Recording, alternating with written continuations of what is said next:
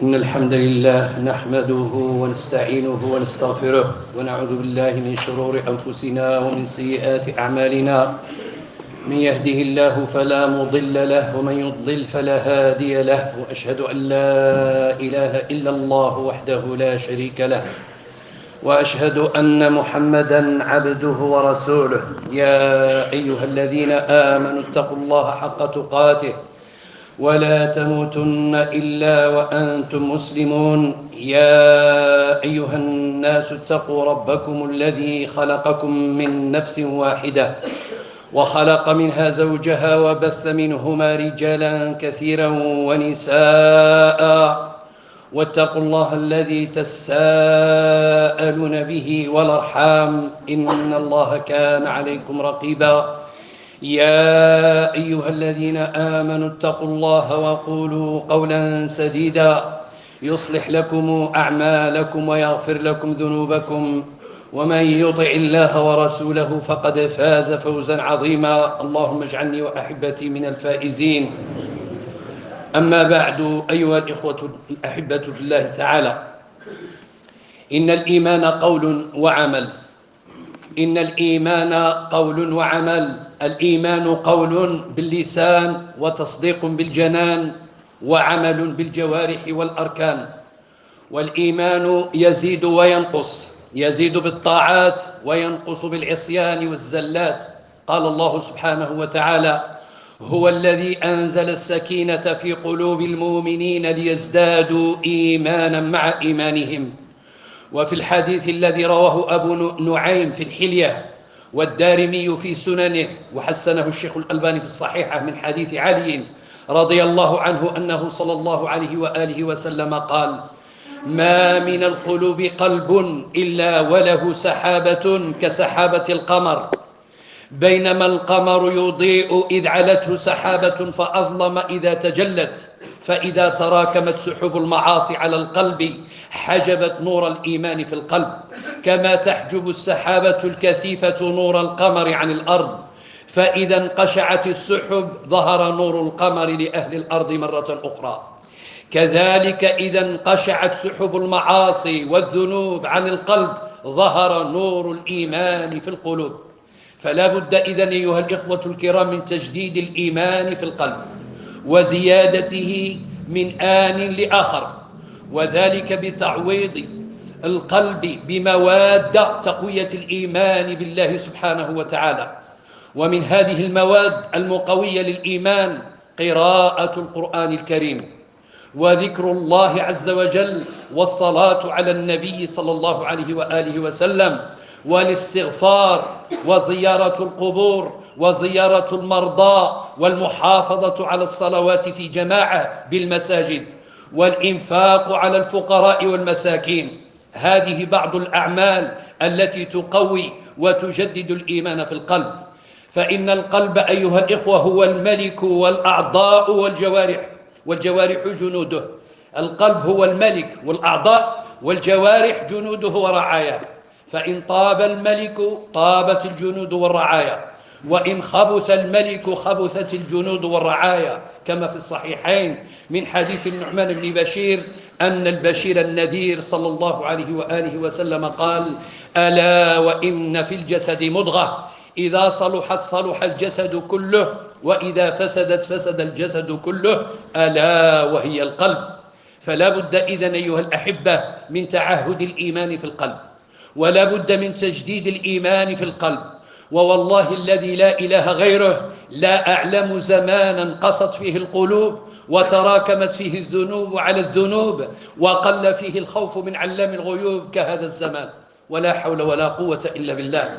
قال الله جل في علاه: ألم يان للذين آمنوا أن تخشع قلوبهم لذكر الله وما نزل من الحق ولا يكونوا كالذين أوتوا الكتاب من قبل فطال عليهم الأمد فقست قلوبهم وكثير منهم فاسقون.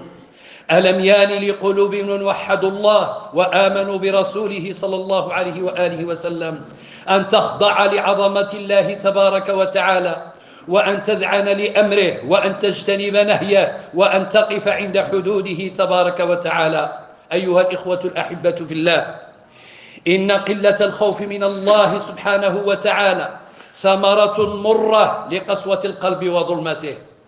إن قلة الخوف من الباري جل في علاه ثمرة مرة لقسوة القلب وظلمته ووحشته. فمنا الآن أيها الإخوة، فمنا الآن من يستمع لكلام الرحمن يتلى ولا تدمع عيناه ولا يتحرك قلبه ولا تلين جوارحه ولا يقشعر جلده، ذلك أن القلوب قست، ذلك أن القلوب قست، لأن القلوب في وحشة وأن القلوب في ظلمة، فقل الخوف من الله عز وجل. وإن الخوف من الرحمن جل في علاه ثمرة حلوة للإيمان، فعلى قدر إيمانك بالله وعلى قدر حبك لله وعلى قدر علمك بالله وعلى قدر معرفتك بالله سبحانه وتعالى يكون حياؤك وخوفك ومراقبتك لربك سبحانه وتعالى. قف على هذه القاعدة ليتبين كل واحد منا الآن هل يحمل في صدره قلبا رقيقا أم قلبا قاسيا وهو لا يدري. قال الله تعالى: إنما يخشى الله من عباده العلماء إن الله عزيز غفور. فعلى قدر علمك ومعرفتك بالله يكون خوفك من الله. فيا من تتجرأ على المعصية، يا من ترخي السطور وتغلق الأبواب وتبارز الله عز وجل بالمعاصي، وأنت تظن يا مسكين أنه لا يسمعك ولا يراك أحد، فاعلم أيها المسكين وكن على يقين أنك لا تعرف الله، فكن على يقين أنك لا تعرف الله سبحانه وتعالى، وعلى قدر علمك بالله يكون حياؤك منه، كما قال أعرف الناس بالله رسولنا وحبيبنا محمد صلى الله عليه وآله وسلم. قال عليه الصلاة والسلام: أما والله إني أخشاكم لله وأتقاكم له. فالذي يعرف الله أيها الإخوة إن زلت قدمه في المعصية وارتكب كبيرة من الكبائر في حالة ضعف بشري منه، تجده سرعان ما يجدد التوبة والأوبة والندب، وهو الذي سرعان ما يطرح قلبه بين يدي الله بذل وانكسار، وهو يعترف بفقره وعجزه وضعفه. وكان النبي صلى الله عليه وآله وسلم يصلي ولصدره أزيز كأزيز المرجل من البكاء، كأزيز القدرة اللي كتحرك وكتغلب الغليان، أزيز كأزيز المرجل من البكاء، وهو الذي غفر الله له ما تقدم من ذنبه وما تأخر. وفي الصحيحين من حديث أنس رضي الله عنه قال: خطبنا رسول الله صلى الله عليه وآله وسلم خطبة ما سمعت مثلها قط، فقال: والله لو تعلمون ما أعلم لضحكتم قليلا ولبكيتم كثيرا. قال أنس: قال فغطى أصحاب رسول الله صلى الله عليه وآله وسلم وجوههم ولهم خانين. وورد في مسند الإمام أحمد وسنن الترمذي بسند صحيح بالشواهد من حديث أبي سعيد الخدري أن النبي صلى الله عليه وآله وسلم قال: كيف أنعم وقد التقم صاحب القرن وحن جبهته وأصغى سمعه ينتظر أن يؤمر فينفخ، فكأن ذلك ثقل على أصحابه، فقالوا: فكيف نفعل يا رسول الله؟ أو نقول؟ قال عليه الصلاة والسلام: قولوا حسبنا الله ونعم الوكيل، على الله توكلنا، وربما قال توكلنا على الله. والله لو وقفت على خوف الحبيب المصطفى صلى الله عليه وآله وسلم من ربه، وهو أعرف الناس بالله وأتقى الناس له وأخشى الناس منه، لرأيت العجب العجاب. وهذا فارق الأمة، هذا فارق الأمة الأواب عمر بن الخطاب رضي الله تعالى عنه وأرضاه، الذي أجرى الله الحق على لسانه. لما نام على فراش الموت دخل عليه شاب فقال: أبشر يا أمير المؤمنين ببشرى الله لك وصحبة رسول الله صلى الله عليه وآله وسلم وقدم في الإسلام ما قد علمت، ثم وليت فعدلت، ثم شهادة. فقال عمر: وددت أن ذلك كفاف، لا علي ولا لي، لا علي ولا لي. وهذا تلميذ أيضا الصحابة مالك بن دينار، وهو من أئمة السلف الأخيار، كان يصلي للعزيز الغفار ويقبض على لحيته ويبكي ثم يقول: لقد علمت ساكن الجنة وساكن النار، ففي أي الدارين منزل مالك بن دينار؟ فهل فكرت يا عبد الله في هذا المصير؟ فهل فكرت يا عبد الله في هذا المصير؟ أتصير إلى جنة أم إلى النار؟ وهذا سؤال يجب على كل واحد منا أيها الأحباب أن يسأله لنفسه في الليل والنهار. يا من برزت الله بالزنا، قل لنفسك أين المصير؟ يا من ضيعت الصلوات، يا من ظلمت المستضعفين من عباد الله، يا من أكلت أموال الناس بالباطل، يا من أكلت أموال اليتامى، يا من تلاعبت ببنات المسلمين وبارزت الله بالمعاصي، قل لنفسك أين المصير؟ يا من أكلت الربا، قل لنفسك أين المصير؟ يا من أكلت الحرام، قل لنفسك أين المصير؟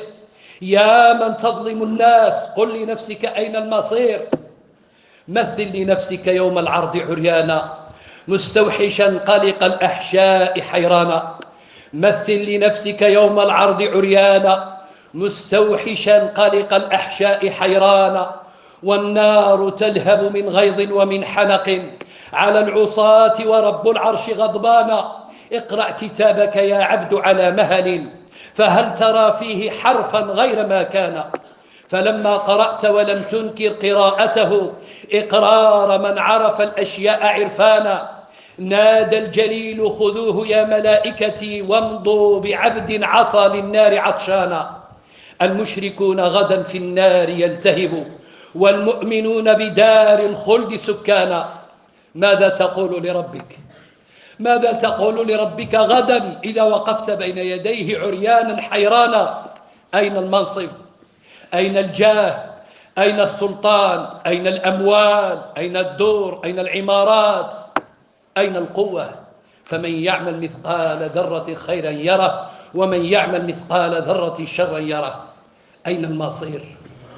أين المصير؟ وجه لنفسك يا عبد الله، يا أخي يا مسلم، وجه لنفسك اليوم هذا السؤال: هل أنت ممن عمل الطاعة وتنتظر من الله الجنة، أم أنك مسرف على نفسك بالمعصية ومع ذلك تتمنى على الله الأماني وترجو الجنة؟ ما أقل حياء من طمع في الجنة وهو لم يعمل بالطاعة ولم يمتثل لأوامر الله. إننا أيها الأحباب لا نقوى على النار، ومن منا يقوى على النار؟ ومن يقوى عليها أيها الإخوة؟ ومن يقوى على نار الدنيا وهي جزء من 70 جزءا من نار جهنم، وهذا متفق عليه. فاتقوا النار، فاتقوا النار أيها المسلمون، فإن حرها شديد وقعرها بعيد ومقامعها من حديد. إن الطعام في النار نار، وإن الشراب في النار نار، وإن الثياب في النار نار، وطعام أهل النار من الزقوم والغسلين والضريع. إذا استغاث أهل النار من شدة العطش يغاثون بماء، ولكن ما هذا الماء أيها الإخوة؟ قال تعالى: وسقوا ماء حميما فقطع أمعاءهم. وقال تعالى: وإن يستغيثوا يغاثوا بماء كالمهل يشوي الوجوه بئس الشراب وساءت مرتفقا. فالطعام نار، والشراب نار، والثياب نار. قال تعالى: هذان خصمان اختصموا في ربهم، فالذين كفروا قطعت لهم ثياب من نار يصب من فوق رؤوسهم الحميم يصهر به ما في بطونهم والجلود، ولهم مقامع من حديد. فاللهم إنا نسألك النجاة من النار يا رب. أما الذين سعدوا أيها الإخوة ففي الجنة خالدين، جعلنا الله وإياكم من أهل الجنة. أما الذين سعدوا ففي الجنة خالدين، جنة لا يعلم ما أعد فيها من كرامة لأوليائه إلا العزيز الغفار. فيها أيها الإخوة ما لا عين رأت ولا أذن سمعت ولا خطر على قلب بشر. وفي الصحيحين من حديث أبي هريرة أنه صلى الله عليه وآله وسلم قال: إن أول زمرة يدخلون الجنة على صورة القمر ليلة البدر، ثم الذين يلونهم على أشد كوكب دري في السماء إضاءة لا يبولون ولا يتغوطون ولا يتفلون ولا يمتخطون، وأمشاطهم الذهب ورشحهم المسك ومجامرهم الألوة عود الطيب. أزواجهم الحور العين على خلق رجل واحد على صورة أبيهم آدم 60 ذراعا في السماء. ويكفي أخي الحبيب أن تقف على أدنى أهل الجنة منزلة لتعلم قدر أعلى أهل الجنة. ففي صحيح مسلم من حديث المغيرة بن شعبة أن النبي صلى الله عليه وآله وسلم قال: هو رجل سأل هذا يعني عن المغيرة الشعبة، النبي صلى الله عليه وسلم قال: سأل موسى ربه ما أدنى أهل الجنة منزلة؟ قال: هو رجل يجيء بعدما أدخل أهل الجنة فيقال له: ادخل الجنة، فيقول: أي ربي، كيف وقد نزل الناس منازلهم وأخذوا أخذاتهم؟ فقال له: أترضى أن يكون لك مثل ملك ملك من ملوك الدنيا؟ فيقول: رضيت ربي. فيقول: لك ذلك ومثله ومثله ومثله ومثله. فيقول في الخامسة: رضيت ربي. فيقول: هذا ولك 10 أمثاله، ولك ما اشتهت نفسك ولذت عينك. فيقول: رضيت ربي.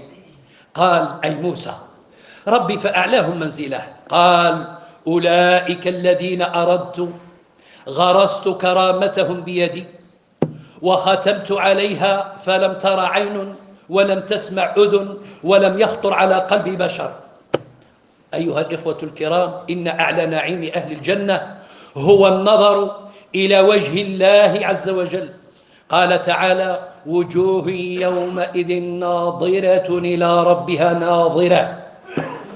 ففي صحيح مسلم من حديث أبي سعيد الخدري أنه صلى الله عليه وآله وسلم قال: إذا دخل أهل الجنة قال الله تعالى: يا أهل الجنة، فيقولون: لبيك ربنا وسعديك والخير بين يديك. فيقول: هل رضيتم؟ فيقولون: يا ربنا قد أعطيتنا ما لم تعطي أحدا من خلقك وما لنا لا نرضى. فيقول سبحانه: ألا أعطيكم أفضل من ذلك؟ فيقولون: أي شيء أفضل من ذلك؟ فيقول: أحل عليكم رضواني فلا أسخط عليكم بعده أبدا. وفي رواية أبي سعيد: فيكشف الحجاب فما أعطوا شيئا أحب إليهم من النظر إلى الله عز وجل. قال سبحانه: للذين أحسنوا الحسنى وزيادة. والزيادة أيها الإخوة هي النظر في وجه الله الكريم، في وجه الله تعالى. والسؤال الأخير: إذا كان الأمر كذلك فمتى سنتوب؟ والجواب بعد جلسة الاستراحة. أقول قولي هذا وأستغفر الله العظيم الجليل لي ولكم، فاستغفروه إنه هو الغفور الرحيم.